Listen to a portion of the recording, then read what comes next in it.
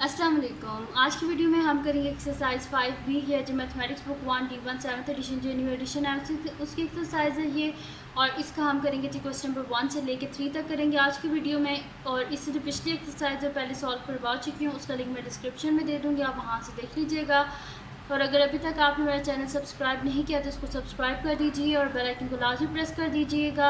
और जो मेरा सेकंड चैनल है उसका लिंक भी डिस्क्रिप्शन में है, उसको भी सब्सक्राइब कर दीजिएगा। तो स्टार्ट करते हैं। क्वेश्चन नंबर 1 है जी हमारे पास कि y is equals to 3/5x + 26 find the value of y where x is equals to हमारे पास क्या है 12 है। तो सोल्यूशन स्टार्ट करते हैं। बहुत ईजी से ये क्वेश्चन हैं।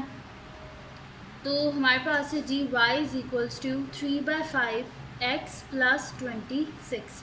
अब हमने करना कि x की जगह इसकी वैल्यू लिख देते हैं हम। तो मैं यहाँ पे लिख देती हूँ व्हेन जब x हमारे पास 12 है तो यहाँ पे x की जगह हम क्या लिख देते हैं 12 लिख देते हैं। तो 3/5 और x की जगह लिख देते हैं 12 + 26। तो y is equals to 3 × 6 3 × 1 = 3 divided by 5। अब यहाँ पे हमें एलसीएम लेने के लिए डिनोमिनेटर सेम चाहिए, जिसके डिनोमिनेटर में कुछ नहीं होता, उसके डिनोमिनेटर में क्या होता है 1 होता है। तो हम इसको क्या कर देते हैं ऊपर नीचे 5 से मल्टीप्लाई कर देते हैं ताकि हमारे पास डिनोमिनेटर जो है वो सेम हो जाए। तो y is equal to 36/5 plus 5 6 = 30 0 3 carry 5 2 = 10 3 13 130 divided by 5। ठीक है, अब डिनोमिनेटर सेम हो गया तो नीचे हम लिख देते हैं 5, ऊपर लिख देते हैं 36 + 130। y इज़ इक्वल्स टू इन दोनों को हम ऐड कर लेते हैं। 0 + 6 क्या हो जाएगा 6 हो जाएगा, 3 + 3 6 हो गया और 166 डिवाइडेड बाय 5। अब हमें चाहिए इसका आंसर और ये जो है हमारे पास इम्प्रॉपर फ्रैक्शन है क्योंकि न्यूमरेटर बड़ा है। तो हम इसको साइड पे डिवाइड कर लेते हैं। 166 डिवाइडेड बाय 5 5 3 = 15 पीछे बचे 1 और 6 16 5 3 = 15 पीछे बचा 1। ठीक है जी, ये हो गया हमारे पास। तो हम इधर लिख लेते हैं y इज़ इक्वल्स टू हमारे पास इसका आंसर क्या आ जाएगा 33 होल 1/5। ठीक है जी, तो ये आ गया हमारे पास इसका आंसर y का और यही हमने फाइंड आउट करना था। ठीक है जी, ये हो गया फर्स्ट क्वेश्चन सॉल्व। अब हम चलते हैं नेक्स्ट क्वेश्चन की तरफ जो कि हमारे पास है जी क्वेश्चन नंबर 2 है।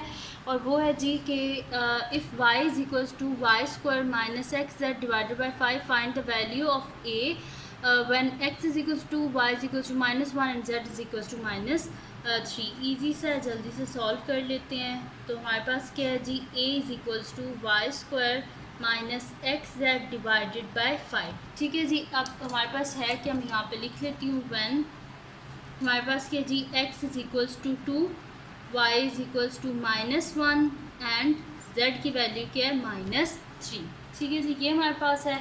तो इसको अब हम सॉल्व कर लेते हैं। मैं यहाँ पे लिख लेती हूँ कि a is equals to y की जगह उसकी वैल्यू लिख लेते हैं -1² -x की जगह इसकी वैल्यू लिख लेते हैं 2 और z की जगह इसकी वैल्यू लिख लेते हैं -3 डिवाइडेड बाय 5। अब 1 का स्क्वायर क्या होता है 1 और माइनस है तो माइनस हो और होल पावर हमारे पास जो इवन हो तो माइनस किस में चेंज हो जाता है प्लस में। तो 1 का square 1 minus minus plus 2 3 = 6 divided by 5। a is equals to 6 + 1 7/5। अब फिर जो न्यूमरेटर है ये बड़ा है, हमें डिवाइड करना पड़ेगा। तो 5 1 = 5 पीछे बचे हमारे पास 2। तो आंसर आ गया जी हमारे पास a is equals to 1 whole 2/5। ठीक है जी, तो यहाँ पे हमारे पास कंप्लीट सॉल्व हो गया इसका सेकंड क्वेश्चन भी। ठीक है जी, ये सॉल्व हो गया। अब हम करते हैं इसका नेक्स्ट क्वेश्चन जो कि हमारे पास है क्वेश्चन नंबर 3। और वो है जी हमारे पास कि अगर s हमारे पास है 4πr² find the value of s when r is equals to 10 whole 1/2। और जब हमारे पास s है 616 तो हमने r को फाइंड आउट करना है। तो इसका फर्स्ट पार्ट करते हैं, यहाँ पे लिख देती हूँ फर्स्ट पार्ट सोल्यूशन। और उन्होंने क्या बोला कि पाई की वैल्यू क्या लेनी है 22/7। तो s से जी हमारे पास 4πr²। जब हम हमारे पास क्या है r 10 होल 1/2 तो मैं यहाँ पे लिख देती हूँ when r is equal to 10 whole 1/2। तो ये हमारे पास क्या हो जाएगा बल्कि जो है यहाँ पे मैं इसे लिख लेती हूँ, यानी कि r क्या है हमारे पास 2 10 = 20 20 + 1 21/2। ठीक है जी, r हमारे पास है 21/2। तो s क्या हो जाएगा s इज़ इक्वल टू 4 पाई की जगह क्या लिखना है 22/7 और r की जगह क्या लिखना है 21/2। 2 का होल स्क्वायर।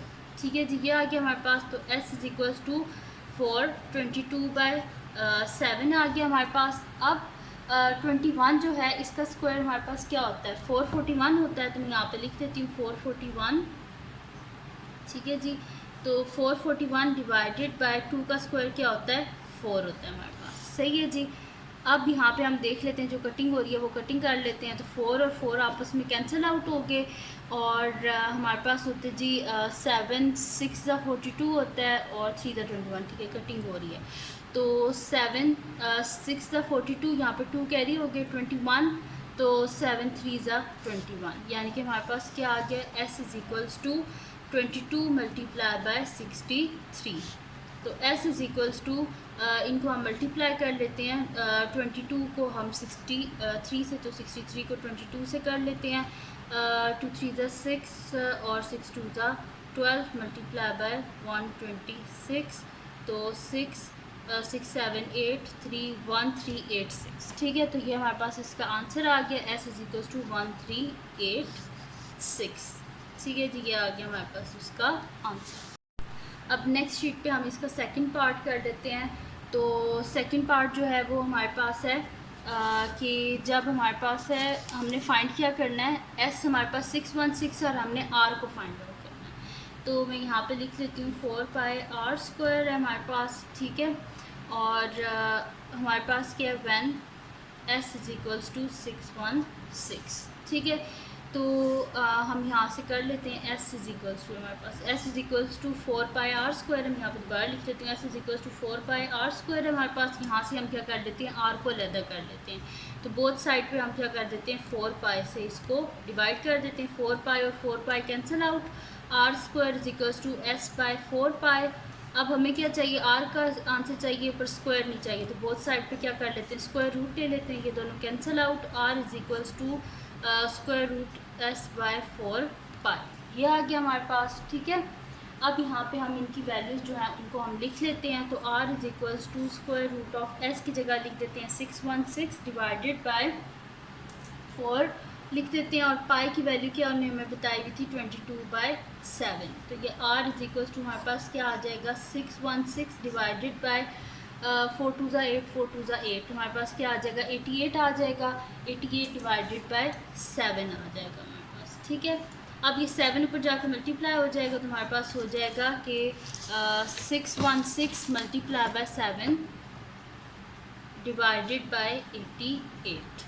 तो r इज़ इक्वल्स टू हमारे पास क्या हो जाएगा, 7 6 ज़ा 42, 2 4 कैरी, 7 1 ज़ा 7 प्लस 4 है हमारे पास 11 हो जाएगा। 1 1 कैरी, 7 6 ज़ा 42, 1 4 43 आ रही है, यानी कि 4312 हमारे पास आ गया। ठीक है जी, तो 4312 आ गया डिवाइडेड बाय 88। तो हम इसको साइड पे डिवाइड कर लेते हैं 4312 को 88 से।